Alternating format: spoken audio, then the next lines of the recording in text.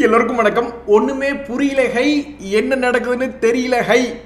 நண்பர்களே, Nifty 223 point plus, நம்மளுடைய bank Nifty 1223 point plus, Sensex 941 point plus. நம்ம enjoy பண்ணிக்க வேண்டியதான். நம்மளுக்கு என்ன விஷயம் அப்படின்னு தெரியணுன்ற அவசியம் இல்லை. அதாவது இன்னைக்கு மார்க்கெட் ஏன் இவ்வளவு பெரிய எழுச்சி வந்ததுன்னா அது ஃபர்ஸ்ட் ஐசிஐசிஐ பேங்க் போட்ட விதை தான் காரணம். இன்னைக்கு 223 பாயிண்ட் ஏறின நிஃப்டியில பெரிய பங்களிப்பு அப்படின்றது ஐசிஐசிஐ பேங்கே சாரும். அவனை தொடர்ந்து பல பேங்குகளும் மேலே ஏற்றி இன்னைக்கு மார்க்கெட்டை பாசிட்டிவ் கொண்டு வந்திருக்காங்க. எது எப்படியோ சமீபத்தில் 1 லட்சத்துக்கு கீழே போச்சு என்னுடைய மியூச்சுவல் ஃபண்ட் ப்ராஃபிட். ஸோ இன்னைக்கு மார்க்கெட் வெடிச்சதுனால மறுபடியும் 1 லட்சத்தை தாண்டிடுவான். ஹெச்சிஎல் டெக்லாம் நல்லா தகுதி வாய்ந்த ஷேர் தான் நண்பர்களே, அசைக்கவே முடியாது அப்படின்ற மாதிரியான ஷேர். நான்லாம் பார்த்துக்கிட்டே இருந்தேன் இன்னைக்கு எண்ட் ஆஃப் த டேல ஒரு ரெக்கவரி கொடுத்துருவானா லாஸ்ட் ஹாஃப் அன் ஹவரில் அப்படின்ற மாதிரி பார்த்தேன். பட் துரதிருஷ்டவசமாக இன்னைக்கு எவ்வளவு லோ போனானோ அந்த லோக்கு பக்கத்துலேயே 1388 ஹெச்சிஎல் டெக் போய் க்ளோஸ் ஆயிருக்கு.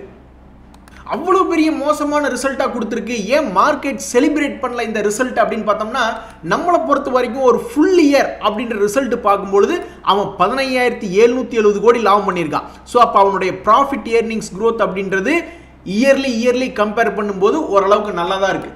என்ன பிரச்சனை அப்படின்னா, குவார்ட்டர்லி ரிசல்ட்டில் போன குவார்ட்டரில் என்ன சேல்ஸ் பண்ணியிருக்காங்களோ அதே அளவு தான் சேல்ஸ் பண்ணியிருக்காங்க. முக்கியமாக ப்ராஃபிட் மார்ஜின் அப்படின்றது குறைஞ்சிருக்கு.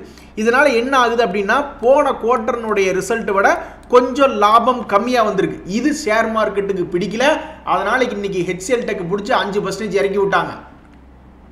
இதுக்கு முன்னாடியும் சரியா ஒரு 36% இந்த ஹெச்சிஎல் டெக் இது போன்ற ஒரு காரணத்தினால இறங்கினதுக்கு அப்புறம் அதை மறுபடியும் 1600 வரை கொண்டு போயிருக்காங்க. ஸோ இப்போதைக்கு ஒரு கொஞ்சம் ரொம்ப கம்மியான பர்சன்டேஜ் இறங்கியிருக்கு. ஸோ அவங்க ஒரு 1200 1000 ரூபாய் வரும் பொழுது இதில் மறுபடியும் அக்குமுலேஷன் என்பது ஸ்டார்ட் ஆகும் அப்படின்றது என்னுடைய கருத்து.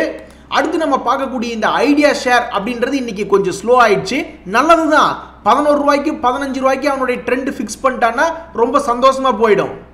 ஸோ என்னை பொறுத்த வரைக்கும் இவங்க 18,000 கோடி அசால்ட்டாக கலெக்ட் பண்ணிட்டதுனால எதிர்காலத்தில் இவங்களால பணம் இனிமேல் கலெக்ட் பண்ண முடியும் அப்படின்றதுனால என்னை பொறுத்த வரைக்கும் ஒரு 11, 12 அப்படின்ற மாதிரி வந்துட்டாவே அவன் மறுபடியும் ஒரு 15, 17 ரூபா அப்படின்றது போவான். ஸோ ஐடியா அப்படின்ற ஷேர் வந்து இன்னொரு 2 வருஷத்துக்கு நம்மளுக்கு இதுக்குள்ளேயே ஆடி பணம் சம்பாதிச்சு கொடுக்கக்கூடிய வாய்ப்பு உருவாகிறதா நான் பார்க்குறேன். ஸோ என்னைக்கு இது ஒரு 12 ரூபா அல்லது 11 ரூபா 50 பைசா வருதோ அது என்னை பொறுத்த வரைக்கும் ஒரு ஆல்ரெடி ஹையில் வாங்கி மாட்டினவங்களுக்கு அது ஒரு ஏவரேஜ் பாயிண்டாக பார்க்குறேன்.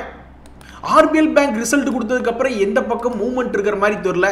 என்னை பொறுத்த வரைக்கும் அப்போ இவன் வந்து இந்த பேட்டர்னை கம்ப்ளீட் பண்ணக்கூடிய வாய்ப்பு இருக்கிறதா தான் நான் பார்க்குறேன். ஸோ ஒரு 3-4 மாதம் கழிச்சு இவன் ஒரு 300 ரூபா வந்ததுன்னா ரொம்ப சந்தோஷம். இன்னைக்கு ஷேர் மார்க்கெட்டில் ஒரு நியூஸ் வந்து ரொம்ப டிசப்பாயின்மெண்ட் அப்படின்னா இந்த இர்கான் இன்டர்நேஷனல் தான். 1198 கோடி மதிப்பிலான ஒரு ப்ராஜெக்ட் நியூஸ் வந்தது. அந்த நியூஸ் வந்தோடனே காலையில் 265 ரூபா இருந்தான். பட் இருந்தாலும் அவனால் ஹோல்டு பண்ண முடியல. அப்படியே சிறுக இறங்கி 254 வந்து க்ளோஸ் பண்ணியிருக்கான். இது உண்மையிலேயே மன வருத்தத்துக்கு உண்டானதாக இருக்குது. ஏன் அப்படின்னா ஒரு நல்ல நியூஸ் அப்படின்றது வந்திருக்கு. இந்த இடத்துல ஒரு பிரேக் அவுட் ஆகிற மாதிரி காட்டுறான் டெக்னிக்கலி. அப்போ ஃபண்டமெண்டல் டெக்னிக்கல் 2 சேர்ந்து ஒரு குத்தி விட்டு இவனை இன்னைக்கு ஒரு 15% ஏற்றி இருந்தா ரொம்ப சந்தோஷமா இருந்திருக்கும். பட் வேஸ்ட் ஆயிடுச்சு. வாங்க என்ன ஒரு ஆட்டம் ஆடுனீங்க அப்படின்ற மாதிரி இந்த கேபிஐ கிரீனுடைய ஒரு வருஷ ப்ராஃபிட் அப்படின்றது 473%.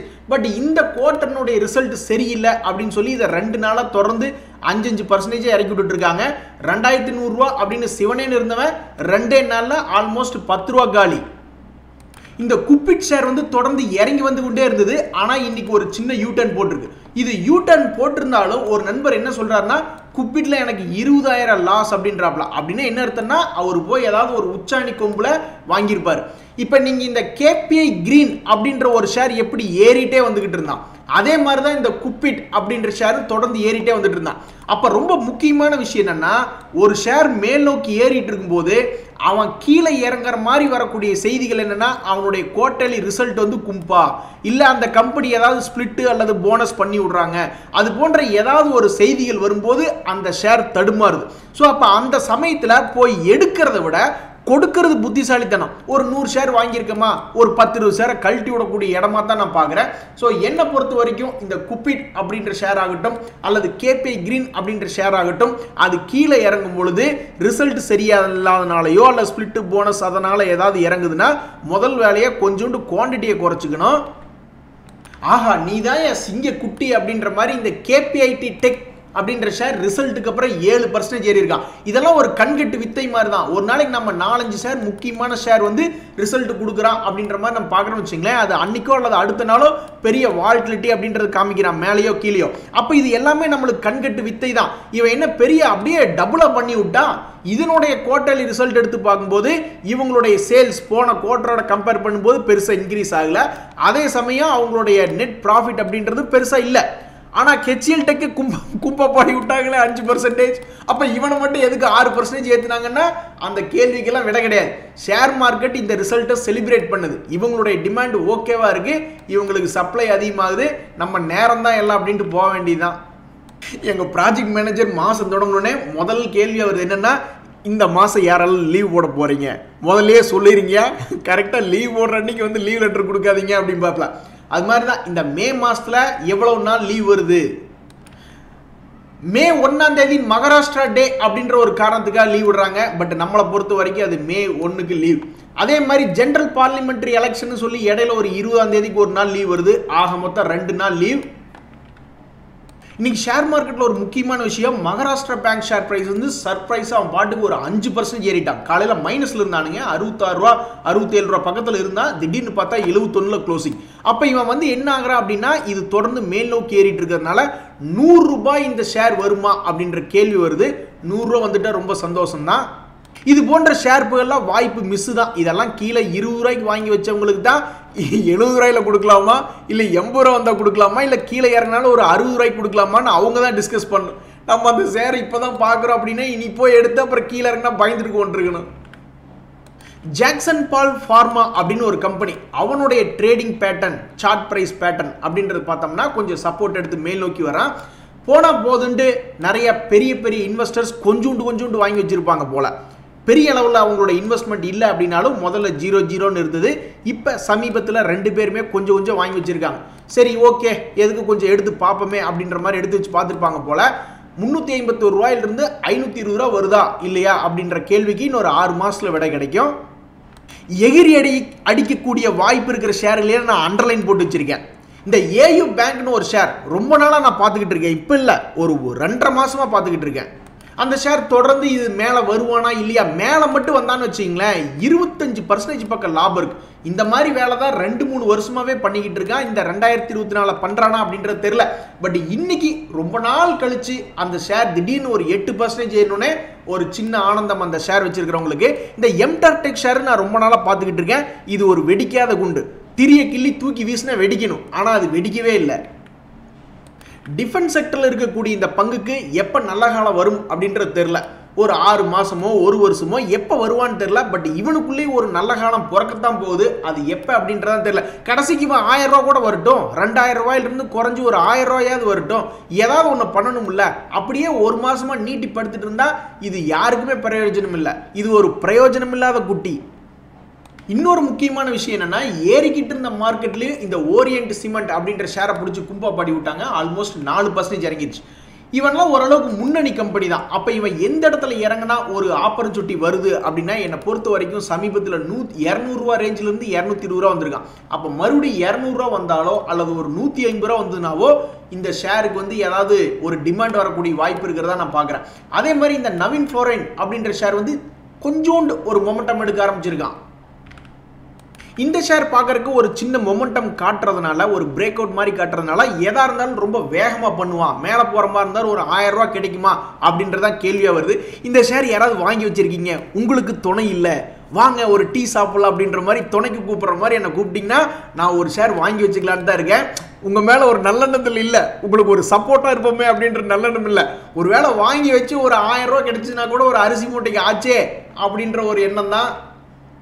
அதனால யாருக்காவது கம்பெனி கொடுக்கணும்னா சொல்லுங்க, கம்பெனி கொடுப்போம். நண்பர்களே, இந்த எம்கேன்னு ஒரு கம்பெனி இப்போ சமீபத்தில் பார்த்துட்டு இருந்ததா தான் எனக்கு ஞாபகம். சொல்லிக்காம அவன் பாட்டுக்கு ஏறிட்டான். 1 மாதத்துக்கு முன்னாடி இவன்லாம் வந்து ஆல்மோஸ்ட் வெறும் 124 ரூபா ரேஞ்சில் இருந்தவன் 43% ஏறி இருக்கான். இது என்ன பிரமாதம்! 6 மந்த்ஸில் பார்க்கும்போது பணத்தையே டபுள் பண்ணிட்டான். ஆல்மோஸ்ட் 100 ரூபா 80 ரூபா பக்கம் இருந்தவன் இப்போ ஆல்மோஸ்ட் 176 ரூபா இருக்கான். உண்மையிலேயே சமீபத்தில் நல்ல பணம் சம்பாரிச்சு கொடுத்த கம்பெனியில் இவனும் ஒருத்தனா வந்துட்டான். இந்த ஷேரை வச்சிருக்கிறவங்களுக்கு வாழ்த்துக்கள். இன்னைக்கு நம்ம ஷேர் மார்க்கெட்டில் முக்கியமான விஷயம் என்னன்னா, குளோபல் மார்க்கெட்டில் எடுத்து பார்த்தாலும் எல்லாருமே ஓரளவுக்கு நல்லா ஏறி இருக்காங்க. அப்போ இதனால என்ன ஆகுது, இன்னைக்கு முக்கியமான நியூஸ் என்ன அப்படின்னு பார்த்தோம்னா, ஆல்மோஸ்ட் 2.5 லட்சம் கோடி அப்படின்ற ஷேர் மார்க்கெட் கேபிட்டல் இன்க்ரீஸ் ஆயிருக்கு. உங்களுடைய போர்ட்ஃபோலியோவும் ஓரளவுக்கு நல்லா மேலே ஏறி இருக்கா? ஏங்க இதை யோசிச்சுங்க, மார்க்கெட் ஏறி உங்களுடைய போர்ட்ஃபோலியோ கொஞ்சம் தான் ஏறி இருக்குனாலும் பரவாயில்ல, கடைசிக்கு மைனஸ் போகாம இருக்கானே.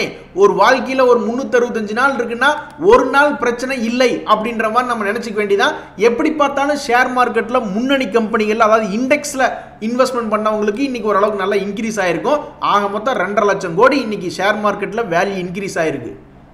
இதுக்கு தான் மியூச்சுவல் ஃபண்டுகளில் போட்டு வச்சுக்கணும் பெரிய பணத்தை அப்படின்றது. ஏன்னா இப்போ நம்ம போர்ட்ஃபோலியோ இண்டிவிஜுவலாக ஏறலினாலும் மியூச்சுவல் ஃபண்டுகளில் நிறைய இன்னைக்கு மேலே நல்ல என்ஜாய்மெண்ட்டாக மேலே ஏறி இருக்கும்.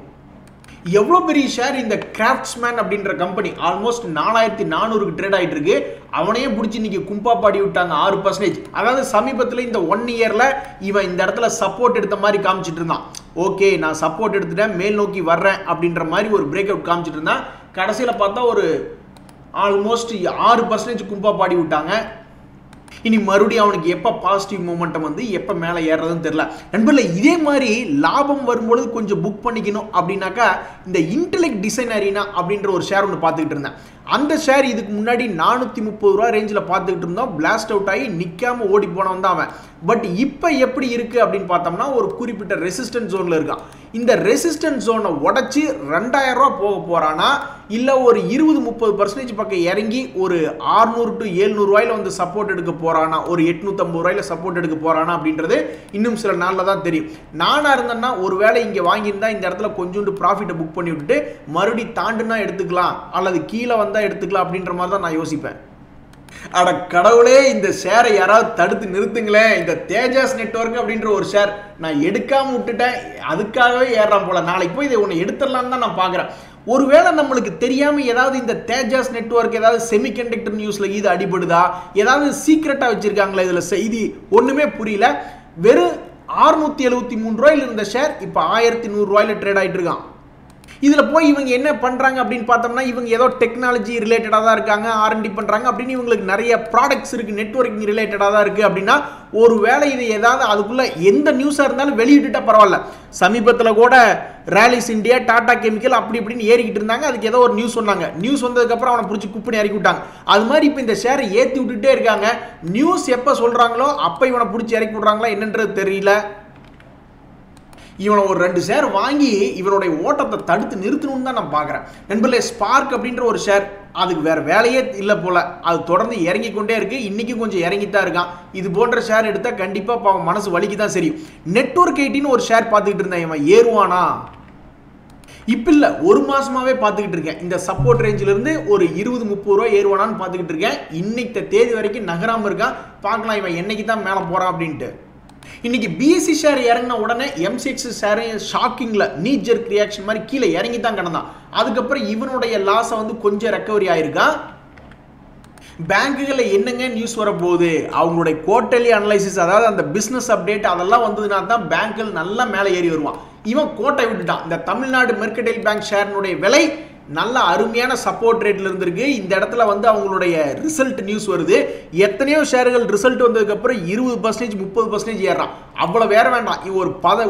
இவனு ஒரு 20% ஏன் குறைக்கணும், இவனு ஒரு 20% ஏறி மேல ஒரு 600 ரூபாய்க்கு மேல போயிருந்தா சந்தோஷமா தான் இருக்கும். இனி 3 மாசத்துக்கு இதுல எதுவும் நியூஸ் வராது, இனி நம்ம வெயிட் பண்ணி தான் ஆகணும் அப்படின்ற மாதிரி இன்வெஸ்டர்ஸை நோகடிச்ச கிளி தான் இந்த தமிழ்நாடு மெர்கடைல் பேங்க். சரி, ரிசல்ட் கொடுத்தீங்க, இன்னும் கொஞ்சம் பெரிய லெவலில் 284 கோடி போன குவார்டரில் ரிசல்ட் கொடுத்துருக்கீங்க அப்படின்னா, இந்த தடவை ஒரு 325 கோடி அல்லது ஒரு 400 கோடின்னு கொடுத்துருந்தீங்கன்னா ஸ்வங்கின்னு போயிருப்பீங்க. பட்டு ரொம்ப கம்மியாக கொடுத்துட்டீங்க. நண்பர்களே, டிசிஎம் ஸ்ரீராம் அப்படின்ற ஷேர் வந்து கொஞ்சம் மொமெண்டமில் தான் இருக்கான். பட் என்னை பொறுத்த வரைக்கும் இது ஒரு சிறிய விளையாட்டு பிள்ளை மாதிரி தெரியலாம். கண்ணில் இப்போ நம்ம பார்க்குறோம், இது ஒரு வேளை மேலே போகிற மாதிரி இருந்தால் எவ்வளோ தூரம் போகலான்னா இம்மிடியட் ரெசிஸ்டன்ஸ் பாயிண்ட்டே இங்கே இருக்குது. அதனால் என்னை பொறுத்த வரைக்கும் இது ஒரு சிறிய விளையாட்டு பிள்ளை மாதிரி தெரியுது.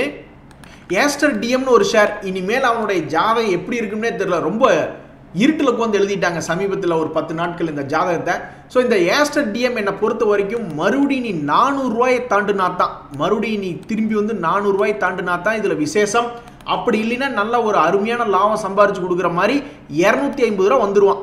350 ரூபாயிலிருந்து ஒரு 250 ரூபா வந்ததுக்கப்புறம் 250 ரூபாயிலிருந்து மறுபடியும் 500 ரூபா பணத்தை டபுள் பண்ணி விடக்கூடிய வேலை தான் இந்த ஏஸ்டர் டிஎம் பார்க்க போகிறான் அப்படின்றது என்னுடைய கருத்து. ஸோ 400 ரூபாயை தாண்டுற வரைக்கும் வெயிட் பண்ணும், இல்லைன்னா 200 ரூபா வந்ததுன்னா என்னை பொறுத்த வரைக்கும் ஒரு நல்ல ஆப்பர்ச்சுனிட்டி கிரியேட் ஆகிறதா பார்க்குறேன்.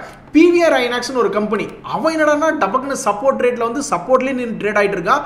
ஒருவேளை சப்போர்ட் எடுத்துருவானோ, அந்த ரஜினி படம் வந்து இவனை காப்பாற்றி விடுமோ அப்படின்ற மாதிரி எதிர்பார்க்க வேண்டியதாக இருக்குது. மேலே வந்தால் 400 ரூபாயெல்லாம் இவன் வரதான் வேணும். லலைட்ஸ் இன்ஜினியரிங் ஒரு மைக்ரோ கேப் கம்பெனி நண்பர்களே. அதாவது இப்போ சமீபத்தில் என்ன ஆகுதுன்னு இன்னைக்கு 10% ஏறிட்டான், அவனை விடுங்க. ஆனால் என்ன நடக்குது அப்படின்னா, இந்த மைக்ரோ கேப் கம்பெனிஸில் டெக்னிக்கல் அப்படின்றது ஒருவேளை கரெக்டாக ஒர்க் அவுட் ஆயிடுச்சுன்னா நிற்காம ஏறிடுறானு, ஒருவேளை ஃபெயிலியர் ஆச்சுன்னா டக்குன்னு கீழே போயிடறானு, அது ரெண்டாவது விஷயம். பட் எடுக்கிற ரிஸ்க்கு காசு கொடுக்குதா ஷேர் மார்க்கெட் அப்படின்னா அது இந்த மைக்ரோ கேப் கம்பெனிஸில் பிரேக் அவுட்டுக்கு நல்லா ஒர்க் ஆகுது அப்படின்றது என்னுடைய அப்சர்வேஷன். ஆண்டவன் மேலே பாரத்தை போட்டு அந்த அண்டர்லைன் பண்ண ஷேருகள்லாம் மேலே போச்சுனாக்கா ரொம்ப சந்தோஷமாக இருக்கும். இன்றைய தகவலாம் உங்களுக்கு உதவியாக இருந்ததுன்னா எனக்கு சந்தோஷம் தான். ரொம்ப நன்றி, வணக்கம்.